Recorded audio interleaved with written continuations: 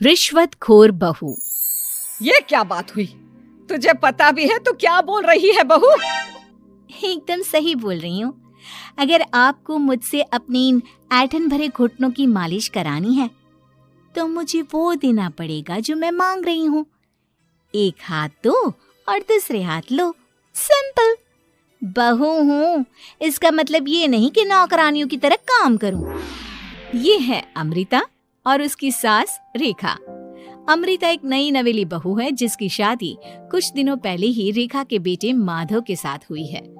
वैसे तो अमृता दिल की बहुत अच्छी है, लेकिन वो कहते हैं ना कि खून का रंग तो दिखता ही है। बस वही डॉन की बेटी होने का रंग यहाँ अमृता में भी दिख रहा है, जो है रिश्वत लेना। जी हाँ, काम चाहे कितना भी छोटा या कितना भी बड़ा क्यों ना हो, हमारी अमृता बहू बिना रिश्वत लिए कुछ नहीं करती। चलिए देखते हैं आगे इनके साथ और क्या क्या होता है। रेखा और अमृता को लड़ते देख ससुर प्रेमचंद वहाँ आता है और कहता है, अरे क्या हुआ? काहे इतना तिल मिला रही हो रेखा? अरे कुछ बोलोगी भी या कानों में हड़ताल हो रखी है तुम दोनों के? देखिए ना पापा जी, माँ जी ने मुझे कहा कि मैं उनके घुटनों की मालिश कर दूं, लेकिन उसके बदले में माँ जी मुझे वो हीरो वाला पुश्तैनी हार देने से इनकार कर रही हैं। क्या? घुटनों की मालिश के लिए हीरो का पुश्तैनी हार कौन मांगता है बहू? पापा जी, आपको तो पता ही है ना, आपकी बहू कितनी सयानी है, हर कोई भी काम फ्री में नहीं करती। और अब शेखावत खानदान का आटा तो इतना भी गीला नहीं है कि अपनी बहू को हार ना दे पाए। क्यों माय डियर माँ जी? देखा आपने प्रेमचंद जी, ये अब मुझसे पुश्तैनी हार मांग रही है, कल को पूरा घर मांग लेगी। अरे जा जा, मैं खुद कर लूंगी अपनी मालिश। ठीक है, मुझे क्या। एंजॉय योर मालिश टाइम माँ जी।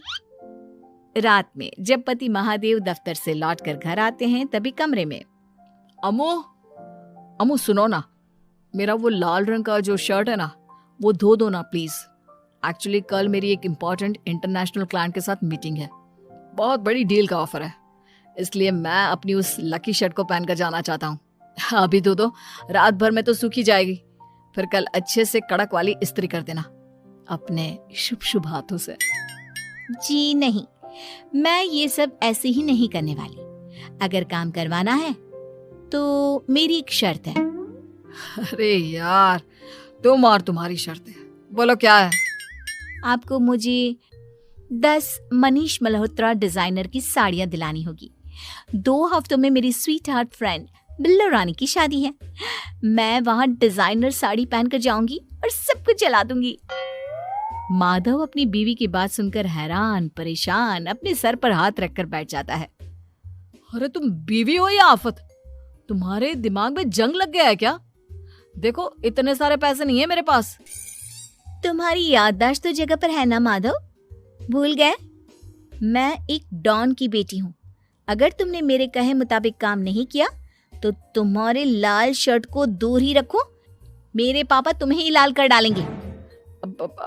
ठीक है, चलो अब ज्यादा मत डराओ, तुम्हें जो चाहेगा मिल जाएगा। अब ये डर और रिश्वत का सिलसिला यूं ही चलता रहता है और इसी तरह समय बीतता रहता है। एक सुबह सब नाश्ते के टेबल पर बैठे थे, जहां अमृता सबके सामने एक व्हाइट बोर्ड लाती है जिस पर दिन भर के सारे कामों के रेट लिखे हुए थे। अब ये क्या है? टीचर नहीं बनने का इरादा है क्या तेरा? अगर हाँ तो अफसोस, बेचारे बच्चे, उनका भविष्य तो अंधेरे में है।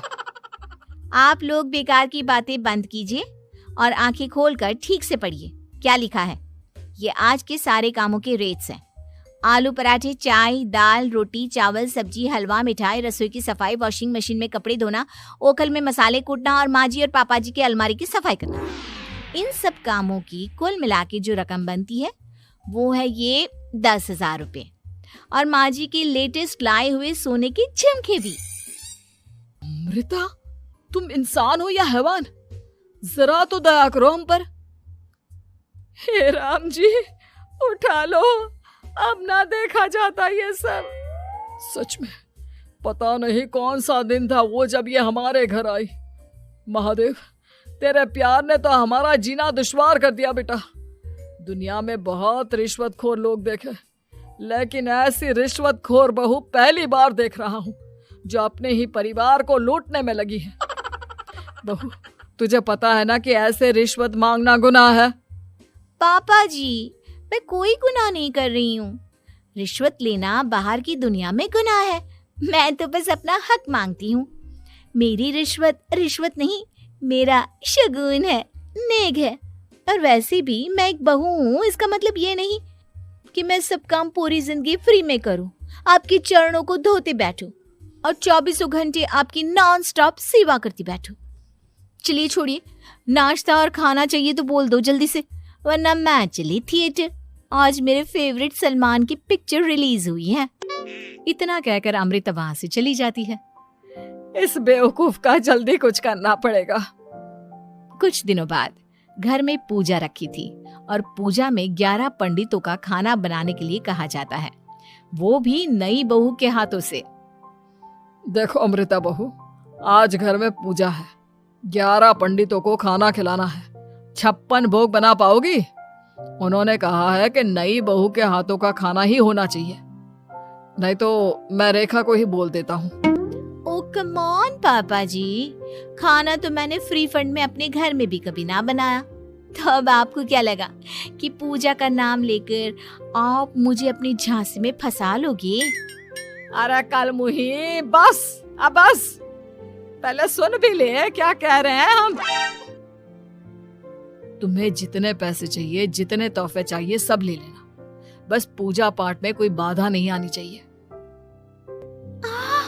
ओहो, ये हुई ना समझदारी वाली बात। ठीक है, अब आप लोग निश्चिंत रहिए, मैं ऐसा खाना बनाऊंगी कि उन 11 पंडितों की 11 पुश्तें भी मेरे खाने के स्वाद को याद रखेंगी। अमृता पंडितों के लिए खाना पकाती है और पूजा संपन्न होने के बाद उन्हें केले के पत्तों पर खाना परोसती भी है, जिस पर खाने का पहला निवाला खाते ही वो क्या भोजन है। हम इतनी जगहों पर जाते हैं, लेकिन इतना अच्छा स्वाद तो काफी मुश्किल से चखने मिलता है। रेखा जी, प्रेमचंद भाई साहब, आप लोग सच में भाग्यवान हो कि आपको इतनी सर्वगुण संपन्न बहू मिली है, जिसके हाथों में साक्षात माँ अन्नपूर्णा विराजती है। सर्वगुण संपन्न, सबको संपन्न कर देगी यह खूंखार औरत। कुंडली मार कर बैठ गई है मेरे बेचारे बेटे के जीवन में। एक मिनट, अरे ये बात मेरे इस बूढ़े दिमाग में पहले कैसे नहीं आई? इस अमृता की बच्ची को मैं अपने घर से बाहर कैसे निकालूं? इसका उपाय तो पंडित जी के पास जरूर रहेगा। रेखा अगले दिन पंडित जी के पास जाकर उन्हें अमृता के बारे में सब कुछ बता देती है, जिसे सुन पंडित जी भी परेशान हो जाते हैं। अरे, ऐसी बहू तो 7 जन्मों में भी किसी को नसीब ना हो भगवान। देखिए रेखा जी, आपकी रिश्वतखोर बहू और आपके बेटे की कुंडलियों को जोड़कर देखा है मैंने, लेकिन इसमें तो यही बता रहे हैं कि ये आपके जीवन से कभी नहीं जाने वाली। इसलिए उससे सुधारने के लिए जल्दी आप लोगों को ही कुछ करना होगा, नहीं तो एक दिन वो आप लोगों को कंगाल करके ही दम लेगी। नहीं, ऐसा हरगिज नहीं होगा। मैं कुछ करूंगी, हाथ पे हाथ धरे नहीं बैठूंगी मैं। वहीं घर पर अमृता को ये पता चल जाता है कि उसकी सास रेखा पंडित जी के पास उसकी और महादेव की कुंडलियां लेकर गई थी, और इस पर जब रेखा घर लौटती है तब वाह माँ जी वाह, बहुत ही ज्यादा सयानी निकली आप तो। लेकिन मैं आपको एक बात बताना चाहती हूँ कि मेरी और महादेव की कुंडलियां जोड़कर पूजा पाठ और हवन करके भी कुछ नहीं मिलेगा, क्योंकि मैं ऐसी बला हूं जो आप सबकी जिंदगियों से अब कभी नहीं टलने वाली। फिर चाहे आप कितने भी टोटके हवन या उपाय कर लें। तो खुद को समझती क्या है रे बदतमीज। तुझसे बात करना तो दूर, मुझे तो तेरी शक्ल देखना भी नहीं पसंद। अब सास बहू के बीच एक अनकहा सा युद्ध छिड़ जाता है।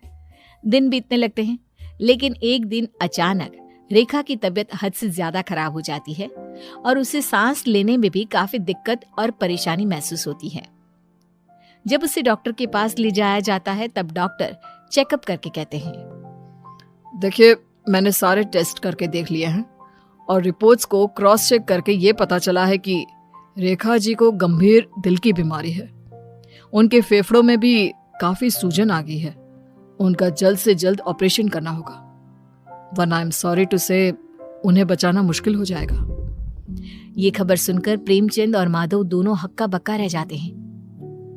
लेकिन डॉक्टर साहब, कितने पैसे लगेंगे ऑपरेशन के लिए? और उसके बाद रेखा पूरी तरह ठीक तो हो जाएगी ना? जी हाँ, इस ऑपरेशन के बाद वो बिल्कुल ठीक हो जाएंगे, लेकिन वो तभी हो सकता है जब ऑपरेशन टाइम से हो पाएगा। और रही बात ऑपरेशन के खर्चे की, तो उसमें तकरीबन 6 से 7 लाख रुपए तक लग सकते हैं। जहां एक तरह सब रेखा की तबीयत और ऑपरेशन को लेकर परेशान होते हैं, वहीं घर पर रेखा को बिस्तर पर देखकर भी अमृता के अंदर जरा भी दया नहीं आती। ओ माँ जी, ये अपना फालतू का मेलोड्रामा बंद कीजिए ना आप। मुझे पता है आपको मुझे रिश्वत नहीं देनी है और घर के सारे काम मुझसे मुफ्त में करवाने हैं, इसीलिए आप ये सब कर रही हो ना। सीरियसली अमृता, ऐसे हालात में तुम ऐसी बातें कैसे कर सकती हो? हम यहाँ परेशान हैं कि ऑपरेशन कैसे कराएंगे, बैंक में इतने पैसे भी नहीं है, और तुम माँ को ताने सुना रही हो। अरे अमृता बहू, मैं भला ढोंग क्यों करूंगी? हम 6 से 7 लाख का बंदोबस्त कैसे करेंगे? करेंगे पापा, कैसे भी करेंगे। अमृता, अगर कभी भी जिंदगी में तुमने मुझसे सच्चा प्यार किया है, एक पल के लिए भी सही, तो तुम्हें आज इस परिवार, इस घर की नींव, मेरी माँ को बचाना होगा। हमने अपना सब कुछ तुम्हें दे दिया है, अब तुम्हारी बारी है अपने किए का हिसाब चुकाने की। मुझे पता है तुम्हारे अंदर भी दिल है। अमृता बिना कुछ कहे वहां से चली जाती है और अपने कमरे में जाकर वो अलमारी में से अपनी माँ की तस्वीर को निकालकर अपने सीने से लगाती है और भावुक हो जाती है। माँ, आपके जाने के बाद पापा ने ही मेरा ख्याल रखा, लेकिन उनकी वजह से ही मुझ में काफी बुरी आदतें भी आ गई। शायद मुझे इतना बुरा आपकी गैर मौजूदगी ने ही बनाया। मैंने कभी आपकी लोरी नहीं सुनी, आपकी गोद में नहीं सोई, आपके हाथों से अपने बालों की चंपी नहीं करवाई, क्योंकि वक्त से पहले ही आप मुझे यहाँ छोड़कर चली गई। लेकिन अब मैंने जितना भी इस घर से लिया है, उतना सूद समेत चुकाने की बारी आ गई है। अब मैं अपने रहते अपने प्यार को भी उसी दर्द से नहीं गुजरने दे सकती जो मैंने आपके नहीं होने से सहा है। अमृता तुरंत ही अपने सारे पैसे और गहने माधव को लौटा देती है और रेखा का ऑपरेशन किया जाता है। रेखा ठीक हो जाती है और जब घर आती है तब अमृता दरवाजे पर आरती की थाली लिए खड़ी होती है। वेलकम होम माँ जी, आई मिस्ड यू। पता है कितने दिनों से किसी के भी साथ लड़ाई नहीं की थी मैंने, और ना ही किसी से रिश्वत मिली मुझे। क्या? हमें तो लगा था कि तेरी अकल ठिकाने आ गई है, लेकिन तू तो अभी भी जैसी की तैसी ही है। माँ जी, पूरी बात तो सुनिए। हाँ, ये सच है कि मैं रिश्वत लिए बिना नहीं रह सकती लेकिन अब ना मेरी रिश्वत बदल गई है। अब मुझे हर काम के बदले झप्पी, अपनापन, प्यार और अपनी इस माँ का दुलार चाहिए ये सब तो हम तुझे भर भर के दे सकते हैं बेटा। पूरा घर एक साथ अमृता को जोर की झप्पी देता है और सब हंसते मुस्कुराते घर के अंदर चले जाते हैं।